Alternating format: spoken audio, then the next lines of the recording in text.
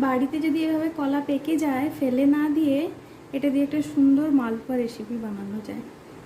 এর জন্য আমি আগে থেকে 2 কাপ সুজি ভিজিয়ে রেখে দিয়েছি। আধা ঘন্টা আগে এটাকে আমি ভিজিয়ে রেখে দিয়েছি। এরপরে আমি এর মধ্যে 1 বাটি মতন ময়দা দিয়ে দেব। কলাগুলো আমি ছাড়িয়ে পরিষ্কার করে নিয়েছি, আর এইভাবে একটা গ্রেটারের সাহায্যে আমি এগুলোকে যে কলার যে শাঁসটা এটাকে বের করে নেব। যদি বাড়িতে গ্রেটার না থাকে আপনারা হাত দিয়ে এটাকে মেখে নিতে পারেন। আমি কলার শাঁসটা বের করে নিয়েছি। এরপরে আমি এই সুজি আর ময়দার মধ্যে শাঁসটা দিয়ে দেব।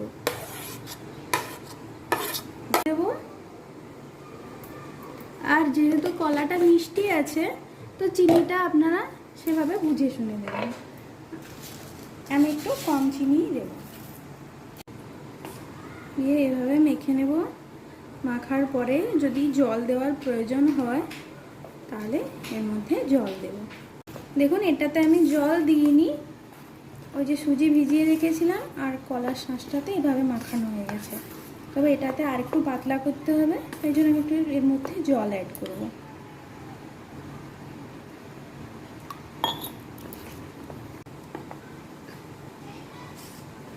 এখানেও ব্যাটারের কনসিস্টেন্সিটা ঠিক এরকমই হবে। এরপরে এটাকে আমি 15 মিনিট ঢাকনা দিয়ে রেখে দেব। তেলটা গরম হয়ে গেছে। এরপরে এরকম একটা হাতার সাহায্যে দিয়ে দেব। গোল হাতা হলে ভালো হতো, আমার কাছে যেহেতু গোল হাতাটা নেই তার জন্য আমি এইটাই করে দিচ্ছি।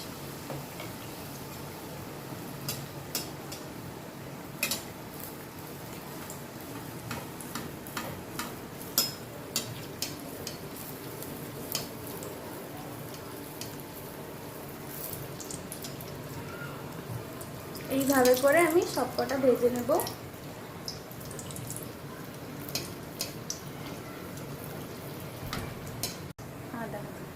এভাবে লাল করে ভেজে নিলাম। এভাবে সবকটা আমি ভেজে নেব। এই দেখুন তৈরি হয়ে গেছে কি সুন্দর নরম নরম মালপোয়া। এভাবে একবার আপনারা বাড়িতে বানিয়ে খেয়ে দেখবেন, খুব সুন্দর লাগবে।